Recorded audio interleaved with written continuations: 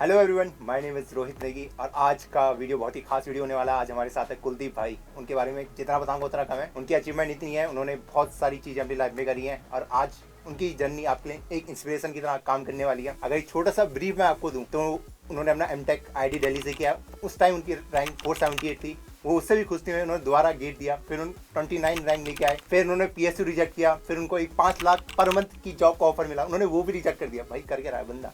तो आज इसी जर्नी के बारे में हम अच्छे से जानेंगे कि उन्होंने ये पूरी जर्नी कैसे कवर करी। वो फाइनेंशियली बहुत स्टेबल नहीं थे स्टार्टिंग से ही, तो वो उन सारी चीज़ों को आज मैं इस वीडियो में कवर करने वाला हूँ।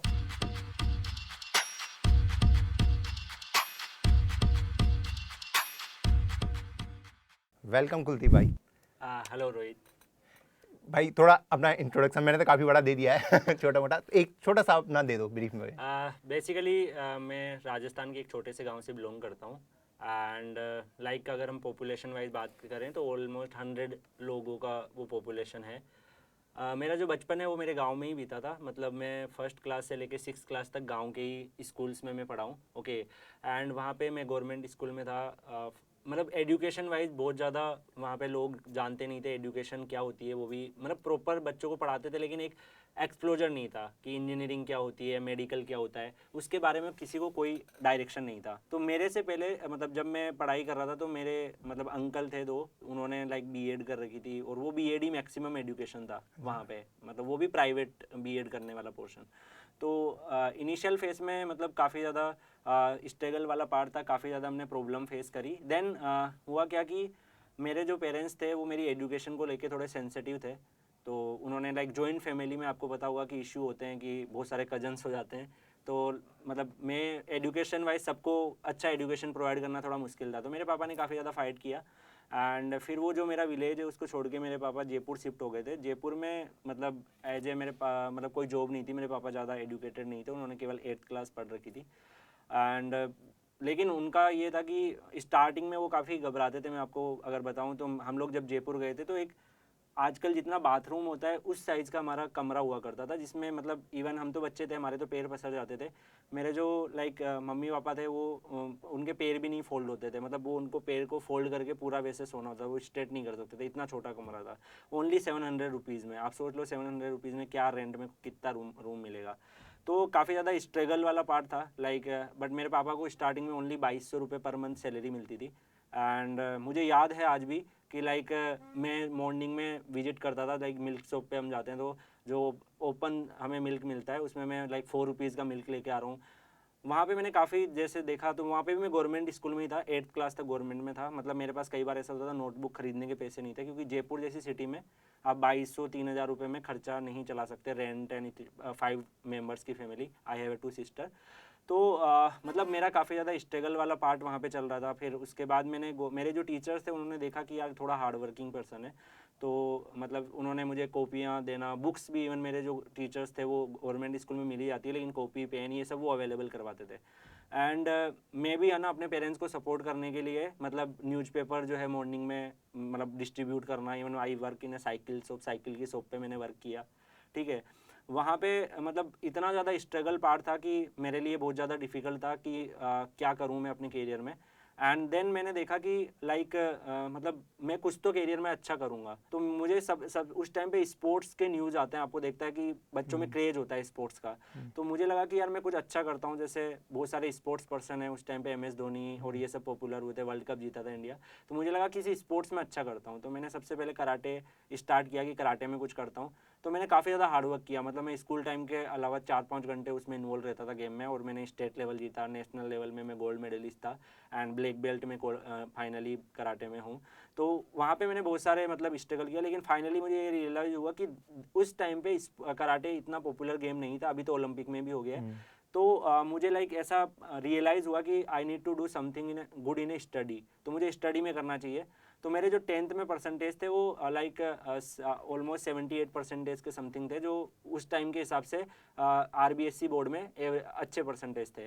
ठीक है। तो मुझे ये भी नहीं पता था, इवन मेरी फ़नी स्टोरी बताता हूँ कि मैं जब वो फॉर्म फिल करने गया था, आजकल मैथ्स और बायोलॉजी आप दोनों ले सकते हो, तो मैं वहाँ पे मैथ्स, बायोलॉजी एंड फिजिक्स में मुझे इंटरेस्ट था, वो मैं लिख के ले गया था। टीचर ने बोला कि आपको किस फील्ड में जाना है, तो उन्होंने बोला कि अगर आप बायोलॉजी लेते हो तो आप डॉक्टर की कैटेगरी में जाते हो, अगर आप मेस लेते हो तो आप इंजीनियरिंग की कैटेगरी में जाते हो। तो मैंने मतलब वहाँ पे ये मुझे मुझे ये भी नहीं पता था, मुझे लगा डॉक्टर वाला काम थोड़ा सा कॉम्प्लिकेटेड है, मतलब ऑपरेशन करने पड़ेंगे, ये सब मुझे थोड़ा पसंद नहीं है। तो मैंने बोला कि आप ऐसा करो इंजीनियरिंग वाला डाल दो, तो मेरा ये लेवल था। उसके बाद मैंने अपना 12th जो है उसको कंप्लीट किया। 12th कंप्लीट करने के बाद मेरे पास इतने रिसोर्सेज नहीं थे, जैसा मैंने बताया कि मेरी फाइनेंशियल कंडीशन इतनी अच्छी नहीं थी कि मैं जेई एडवांस और इन सब की तैयारी कर पाऊँ। और उसके बाद मतलब कोई ऑप्शन नहीं था, तो मैंने वहीं के एक 3rd टायर कॉलेज है, राजस्थान टेक्निकल यूनिवर्सिटी कोटा के अंदर में आता है, गवर्नमेंट इंजीनियरिंग कॉलेज झालावाड़, मैंने उसमें एडमिशन लिया। एंड वहाँ पे बेसिकली क्या था कि जब मैं स्टार्ट किया तो सबसे पहले मैं हिंदी मीडियम से था, तो मुझे इंग्लिश में काफ़ी ज़्यादा स्ट्रगल हुआ। मतलब फर्स्ट सेमेस्टर में मुझे याद है कि जैसा हम व्हाट्सएप चैट में मैसेज लिखते हैं वैसे कि क्या कर रहा है उसको इंग्लिश में बना दिया, वैसे मैं फिजिक्स के आंसर लिखता था। बहुत ज़्यादा मेरे परसेंटेज कम थे, मतलब फर्स्ट सेमेस्टर में जो बेक विदाउट बेक वाले जो बच्चे होते हैं उसमें सेकंड लास्ट में ही होगा, जो पूरा हॉस्टल था उसमें। तो दैट टाइम मुझे रियलाइज़ हुआ कि यार मैं मतलब मुझे कुछ करना चाहिए। मेरे पापा अभी भी हार्डवर्क कर रहे हैं, 5-6 हज़ार रुपये उनकी सैलरी बढ़ के हुई है, और बहुत ज़्यादा पूरा पैसा जो कमाते हैं वो मेरी फ़ीस को इकट्ठा करते हैं 6 मंथ, और फिर मैं वहाँ पे फ़ीस पे कर पा रहा हूँ। तो मुझे बहुत ज़्यादा अपने ऊपर रियलाइजेशन हुआ, और वहाँ पे रिसोर्सेज नहीं थे, मतलब फैकल्टी वाइज रिसोर्सेज नहीं थे, कॉलेज बहुत नॉर्मल सा था। तो वहाँ पे मैंने क्या किया कि मतलब उस टाइम पे NPTEL HRD बहुत ज़्यादा, मतलब यूट्यूब पे और कोई सोर्स नहीं थे जैसे आज मिलते हैं। मैंने NPTEL HRD से पूरा मॉर्निंग में, मतलब हॉस्टल में डिस्टर्बेंस भी बहुत होता है, तो मैं मॉर्निंग में 4 बजे उठ के 9 बजे तक मैं अपना 5 घंटे का एक स्लॉट लेता था। और जनरली हॉस्टल में आपको पता होगा 9 बजे बच्चे उठते हैं, तो जब वो 9 बजे सारे बच्चे उठते थे तब तक मैं 5 घंटे पढ़ के थोड़ा सो जाता था। बच्चों को लगता था मैं कुछ नहीं पढ़ रहा हूँ, लेकिन मैं बहुत पढ़ता था। उसके बाद धीरे से मैंने अपने आप को अपने ईयर के बच्चों से अवॉइड कर लिया, क्योंकि ज़्यादा डिस्टर्बेंस होता है। मैं जनरली जूनियर के साथ रहता था, तो जूनियर के साथ रहते रहते क्या हुआ कि मैं जूनियर्स की थोड़ी हेल्प भी करने लग गया कि कैसे वो अपने मार्क्स इंप्रूव कर सकते हैं। एंड उसके बाद अगर आप देखें तो 4th ईयर तक पूरे 4 साल में मैं घर पे नहीं गया था, एक बार भी मैं घर नहीं गया था पूरे 4 साल बीटेक में। ओनली एक दीपावली की वेकेशन पे गया होगा फर्स्ट ईयर में। उसके बाद मैं पूरे 3 ईयर हॉस्टल में ही था। इवन कई बार ऐसा था कि पूरे हॉस्टल में जो सिक्योरिटी गार्ड रहते हैं केवल वो एंड मैं रहता था। मैं हमेशा हर एक पर्सन से थोड़ा अटैच रहता हूँ, बिकॉज मेरे पापा ने भी ऐसा वर्क किया है, वो सिक्योरिटी गार्ड की ही जॉब करते थे जयपुर में, हमने बहुत स्ट्रगल किया था वहाँ पे। तो मैं नॉर्मल जो इंसान होते हैं उनसे भी बहुत अटैच। मैं उन सिक्योरिटी गार्ड जो खाना लेके आते थे, उस टाइम मेस नहीं चलता था, सिंगल बॉय के लिए नहीं चलेगा, और कैंटीन भी नहीं चलती थी जब समर वेकेशंस आते थे, तो मैं वही मेरा खाना लेके आते थे। लाइक मैं उनको बोल देता था कि मेरे लिए भी बनवा के ले आना, मैं आपको पे कर दूंगा, वो पे भी नहीं, मतलब ऐसा उन्होंने मुझे सपोर्ट किया। मैंने वहाँ पे प्लेसमेंट वाइज जीरो अपॉर्चुनिटी थी, मतलब मेरे पास कोई ऑप्शन नहीं था। तो मैंने यहाँ पे गेट के लिए मैं दिल्ली आया। मैंने सोचा कि मेरे उस टाइम में थोड़ा क्रेज़ बढ़ा UPSC सिविल सर्विसेज में थोड़ा करने का सोचा था, लेकिन फिर आपको पता है कि सिविल सर्विसेज प्रिपरेशन में अभी जैसे बहुत सारे सोर्स है जो कम पैसे में आपको चीज़ें मिल जाती है, लेकिन मेरे टाइम पे ऐसा नहीं था कि उस टाइम पे सोर्स हो। यूट्यूब सोर्स नेग्लिजिबल थे, 2016-17 में इतना ज़्यादा नहीं मिलता था। तो मैं आके मैंने मतलब तैयारी करी, मतलब मेरा फ्रेंड जो है वो तैयारी कर रहा था, मैंने भी तैयारी करी गेट की। एंड मैंने पूरा बहुत मेहनत किया था, मतलब इवन 13-14 जैसे टीचर बोलते हैं, कई बार यूट्यूब पे छोटे मोटे गाइडेंस वीडियो आते थे, उस टाइम आने लग गए थे, उन्होंने बोला कि आपको 14 आवर्स पढ़ना पड़ेगा। मैं 15 आवर्स तक भी पढ़ाई किया था, लेकिन उससे हुआ क्योंकि लास्ट में आते हुए मेरा माइंड बहुत ज़्यादा प्रेशराइज हो गया। मतलब मैं लास्ट में आके ऐसा हो गया कि इतना पढ़ चुका था ना कि क्या पढ़ूँ, रिवाइज क्या करूँ, प्रेशराइज हो गया, तो मेरा रैंक इन्फ्लुएंस हो गया, 478 रैंक आया था। उसके बाद दिल्ली में ही मैं रहा, और मतलब उस टाइम तक मेरे पापा पैसे भेज रहे थे, लेकिन मैंने पापा को जैसे तैसे कन्विंस किया कि 6 महीने और दे दो। उसके बाद क्योंकि मेरी 2 सिस्टर थी, पापा को उनकी मैरिज का भी प्लान करना था, ठीक है, और वो उससे पहले सारा इन्वेस्टमेंट वो मेरे ऊपर ही कर रहे थे। तो जब वो जयपुर में, मैं यहाँ दिल्ली में जब मैं आया, तो बीच का पीरियड मेरे लिए बहुत ज़्यादा डिफिकल्ट था। उस टाइम पे क्या था कि यूट्यूब पे कुछ चैनल थे जहाँ से मैंने कांटेक्ट किया। पहले मैंने आसपास के कोचिंग्स में पढ़ाया था, तो 9-10 के बच्चों को थोड़ा टीचिंग लाइन में पढ़ाने का मैंने किया, तो बच्चों को मेरी पढ़ाने की स्टाइल पसंद आ रही थी। उसके बाद वो उन्होंने क्या किया कि मुझे पैसे नहीं दिए, मतलब मैंने 4 मंथ 5 मंथ 6 मंथ मैंने पढ़ाया, वो मुझे 1 मंथ का पैसा दे दिए और दिए ही नहीं पैसे। और वो वहाँ के एरिया के लोकल थे, तो मैं कुछ कर भी नहीं सकता था। तो मैंने बस बहुत ज़्यादा स्ट्रगल, मतलब एक टाइम खाना खा के मैंने 3-4 महीने निकाले, जब तक IIT का स्टाइपेंड स्टार्ट नहीं हुआ मेरा बहुत स्ट्रगल फेस था। तो उस टाइम में मैंने यूट्यूब के बहुत सारे चैनल्स पे पढ़ाना शुरू किया, तो बच्चों से मेरा इंटरेक्शन होने लग गया। तो मुझे जैसे कोई क्योंकि मैं एक ऐसे फाइनेंशियल सिचुएशन से आया था, तो मुझे काफ़ी ज़्यादा स्ट्रगल जो बच्चे कर रहे होते हैं, मुझे अच्छा लगता था उनकी हेल्प करना, कि यार ये भी हमारे जैसे हैं, कभी ये भी काबिल बनेंगे। तो मैं उनको हेल्प करने लग गया। हेल्प करते करते करते करते मैं बहुत सारे बच्चों के टच में आने लग गया, बहुत सारे बच्चों के मुझे मैसेज आने लग गए। कई लोगों ने मेरी जर्नी शेयर करी कि 478 रैंक आया गेट में, टीचर्स वगैरह जो बहुत सारे यूट्यूबर ने मेरी जर्नी शेयर करी, तो कई बच्चों के कॉन्टैक्ट्स बढ़े, तो मैं धीरे धीरे उनको पढ़ाने लग गया, टीचिंग लाइन में आने लग गया, ठीक है। अब हुआ क्या कि मतलब मैं एक चैनल था उसमें पूरा कम्प्लीटली फ्री पढ़ाया था, ऑलमोस्ट 1 ईयर 6 मंथ के समथिंग। आईआईटी में मैं मास्टर्स भी कर रहा था, उसके साथ में मैं पढ़ा भी रहा था। फिर मुझे लास्ट के 3 मंथ 4 मंथ मैं सेटिस्फाई नहीं था कि मुझे रैंक, मेरा एम था टॉप 100 में फर्स्ट अटेम्प्ट में ही, लेकिन मैं कुछ रीजन की वजह से नहीं आ पाया। तो मैंने वापस टारगेट किया कि यार टॉप में चाहिए। तो 3 मंथ मैंने वापस तैयारी करी ओनली एमटेक के बाद में, और उसमें मेरी 29 रैंक आ गई थी, इंप्रूव हो गया था मेरा रैंक, ठीक है। उसके बाद आपको पता है लॉकडाउन लग गया था 2020 में, एंड लॉकडाउन में मेरे पापा की जॉब जा चुकी थी, क्योंकि उनको वैसे भी इतने पैसे 7-8 हज़ार के आसपास मिलते थे, प्रमोशन होके भी इतने ही इंक्रीमेंट हुआ था उनका 16 सालों में। तो अब 8 हज़ार में वो अपना पूरा खर्चा नहीं निकाल सकते हैं। तो मतलब वो 8 हज़ार का बोल रहे थे, आपको 2 हज़ार पे करेंगे, मतलब ऐसा है कंपनी, उन्होंने ऐसे बोला था, क्योंकि मिनिमम वेज का कुछ है नहीं। तो मेरे पापा गांव में चले गए थे और मैं भी 1-2 महीने गांव में रहा। लेकिन उस टाइम पे फिर मुझे आईआईटी का स्टाइपेंड से मेरा चल रहा था थोड़ा बहुत, मैं टीचिंग करके हल्का फुल्का थोड़ा बहुत अर्न कर पा रहा था उससे भी। कई बार बच्चों के थ्रू हेल्प हो जाती थी, कोई बच्चा की सर आप हेल्प कर दो, हम आपको ये कर देंगे। मैंने बहुत स्ट्रगल वाला फेस देखा। देन मुझे मेरे दिमाग में लॉकडाउन में बहुत ज़्यादा मैंने अपने पापा को प्रेशराइज होते हुए देखा कि यार मतलब बहुत ज़्यादा वो टेंस है related to my sister marriage, क्योंकि 2 सिस्टर्स है, दोनों की शादी करना है, और बहुत टेंस है।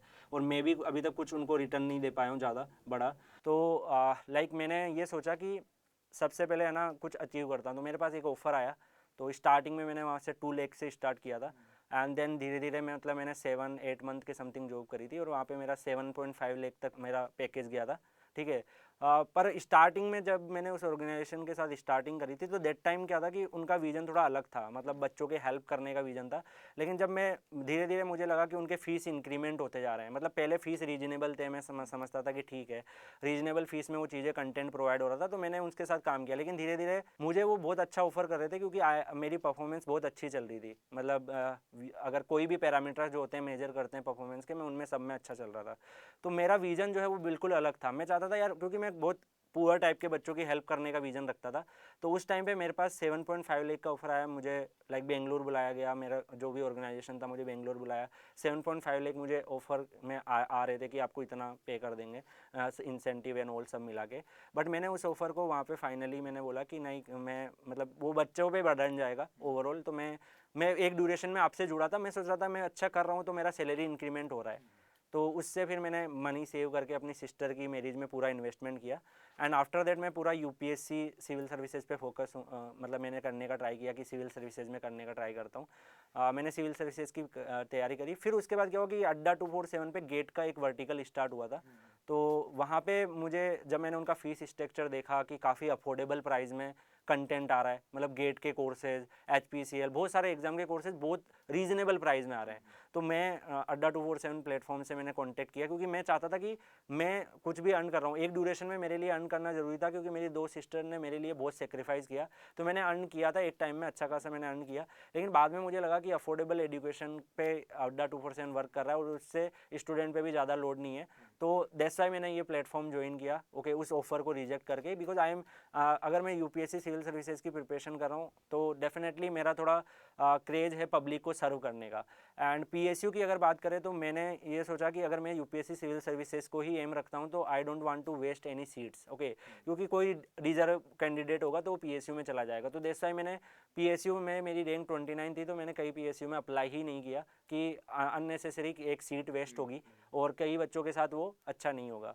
तो पीएसयू मैंने रिजेक्ट किया। वो ऑफ़र मैंने इसलिए रिजेक्ट किया क्योंकि मैं वहाँ पे अच्छा खासा मनी अर्न कर सकता था, लेकिन मेरा एम पब्लिक को थोड़ा सर्व करना है। और यहाँ पे मतलब मैं वर्क करता हूँ जो प्लेटफॉर्म है, यहाँ से मैं कई बच्चों को हेल्प कर पा रहा हूँ। और इवन मेरे पास कई बार पेरेंट्स के मैसेज आते हैं, है ना, कि हमारा बच्चा ये कर रहा है, वो कर रहा है, आप बता दीजिए। तो मुझे वो काफ़ी अप्रिशिएटिंग लगता है। और there are 2 type of job. एक जॉब ऐसी होती है जिसमें आप पब्लिक को डायरेक्टली सर्व करते हो, एक जॉब होती है जो बैकग्राउंड में करते हो। तो मेरे अकॉर्डिंग पीएसयू में जैसे अगर कोई बच्चा एनटीपीसी में जॉब कर रहा है, तो वो ऐसी जॉब कर रहा होता है जिसमें वो बैकएंड में इलेक्ट्रिसिटी प्रोड्यूस कर रहा है, पब्लिक को उससे बेनिफिट मिल रहा है। एक जॉब होती है टीचर की जॉब, जो डायरेक्टली स्टूडेंट्स को नॉलेज ट्रांसफ़र कर रहा है।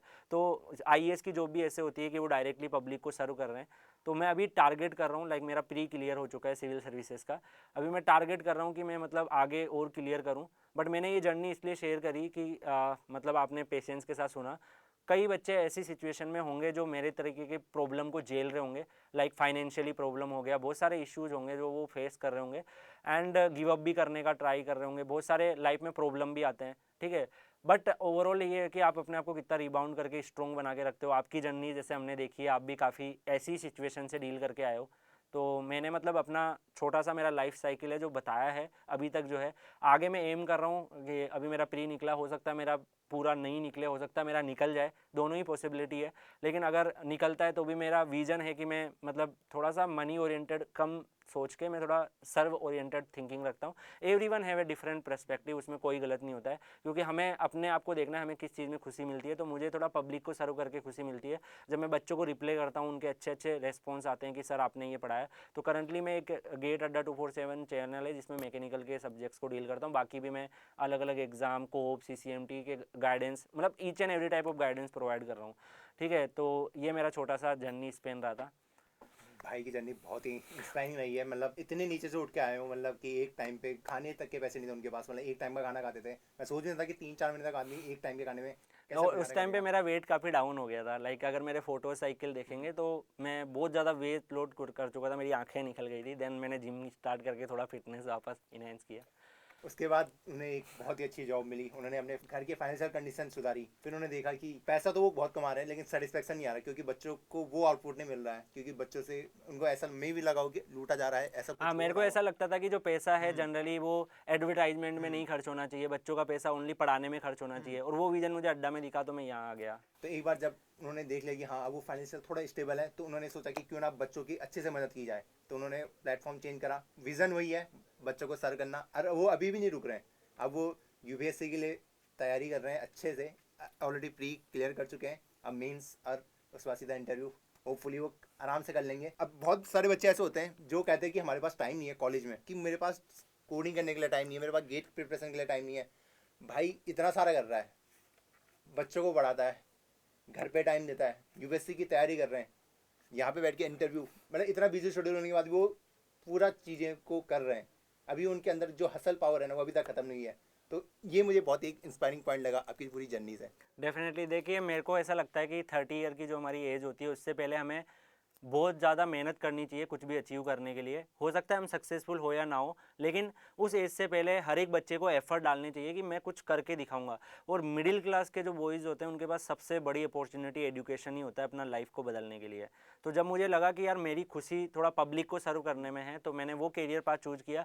जैसे आपकी जर्नी रही कि आपने बहुत ज़्यादा मेहनत करी, और आपका जर्नी है कि आप कुछ और अच्छा करो, कंट्री के लिए कुछ अच्छा करो। हर एक का अलग अलग पर्सपेक्टिव होता है, तो आप उस हिसाब से मतलब अपना लाइफ साइकिल देखते हैं। आपको देखना है आपका एरिया ऑफ इंटरेस्ट कैसा है। एंड मुझे आपकी जर्नी से भी लाइक काफ़ी इंस्पिरेशन मिला है सिमिलर टाइप की। जब मुझे कोई देखते हैं, मैंने आपके इतने सारे वीडियोस देखे हैं जिसमें मुझे देखने को मिला कि आपने बहुत स्ट्रगल किया है, अपने आप को बहुत इंप्रूव किया है, और ऐसे लोगों से डेफिनेटली बात करना अच्छा लगता है। भाई को अगर मैं बताऊंगा, एक दूसरे की तारीफ हमने बहुत ज़्यादा कर ली है तो भाई एक तरीके से पूरा ऑलराउंडर है। उन्होंने गेम्स, कल्चरल एक्टिविटी, ये NGO वगैरह में भी काम करते हैं। मतलब एक बार भाई मलेशिया वगैरह गए थे UN की तरफ से, मतलब इतना सारा इतनी कम एज में अचीव कर लिया, मैं सोच ही नहीं सक रहा तो एक कोई मैसेज जो आप बच्चों को देना चाहें, फ्यूचर एस्पिरेंट्स को। डेफिनेटली मैं ये मैसेज देना चाहूँगा कि जैसे आप रोहित की जर्नी देखोगे तो वो भी एक एवरेज स्टूडेंट से बढ़ के आज वो 2 करोड़ की जॉब में कर रहे हैं, ओके, उबर में।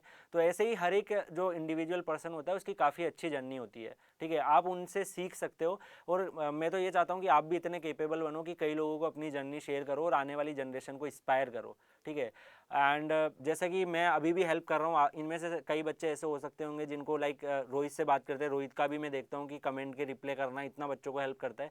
तो सिमिलरली अगर आपको मेरे से भी कोई हेल्प चाहिए आप डेफिनेटली कर सकते हैं। तो मैं चैनल का लिंक आपको अपने डिस्क्रिप्शन बॉक्स में दे दूंगा, कमेंट पे भी दे दूंगा। आप भाई से क्वेश्चन पूछे, वो बहुत बच्चों का आंसर देते हैं। मैं भी देख रहा था वो पर्सनल मैसेज बच्चों को व्हाट्सएप पे आंसर दे रहे थे। तो इसी की तरह लास्ट में भाई थैंक यू सो मच यहाँ पे आने के लिए, बच्चों को गाइड करने के लिए, और आपकी स्टोरी सच में इंस्पिरेशन थी मेरे लिए। तो इसी के साथ मैं वीडियो खत्म करता हूँ, तब तक के लिए bye bye and best of luck guys. Take me back to a place where I felt at home. Take me back to a day when we weren't alone.